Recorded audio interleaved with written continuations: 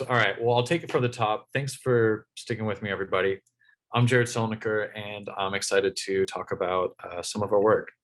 So we've conducted 8 studies with over 5,000 participants across 3 countries, examining what we call the moralization of effort. While psychologists have long recognized that people perceive effort as having some sort of value, we've proposed that the valuation of effort in interpersonal settings is primarily driven by judgments of moral value. We argue that effort, even when it does not yield additional material benefits, is perceived as a signal of others' moral character. And we have studied effort moralization in the context of personal fitness and charitable fundraising, but I'll be focusing on some of our studies in the context of paid employment. So first, I'd like to share 3 studies we ran in the US, South Korea, and France. In each of these studies, participants completed evaluations of a high effort target and a low effort target in randomized order. The targets in these studies were both accountants who audit 10 financial disclosure statements a week. While one target requires a lot of effort to do this work, the other target requires minimal effort. The descriptions of these targets were identical other than their names and the amount of effort they put into their work. This design allowed us to make both within and between subjects comparisons, but I'll just be focusing on the within subjects results today. Participants evaluated how well the following 15 traits described each target on 7-point scales, which we combined into composite measures of morality, warmth, and competence. And it's important to note that the 3 composite measures had moderate to strong positive correlations across studies and across targets, with Pearson's R's ranging from about 0.35 to 0.79. So now moving on to the results of these studies, I'll first present the average evaluations of moral character in the US sample. So the high effort target was perceived to be significantly more moral than the low effort target, which was a moderate to large effect. And we found highly similar results on the morality measures in the South Korean and French replications as well. Moving on to perceptions of warmth, however, we found a different and less consistent pattern of results. In the US and French samples, the low effort target was perceived to be significantly warmer, despite being perceived as less moral. And the low effort target was also perceived to be more competent than the high effort target, though only significantly so in the South Korean and French samples. Thus, despite the 3 composite measures being positively correlated in each study, we found that greater effort was only seen as conferring greater moral evaluations rather than positive character evaluations in general.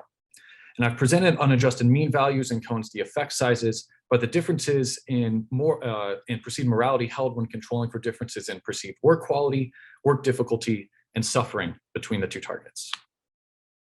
So for the final study I'll describe today, we sought to address some of the limitations of studies 1A through C. So first, we sought to explicitly control for perceptions of work value. We edited our stimuli to explicitly control for the economic value produced by each target, and we included measures of work value to statistically control for these perceptions as well.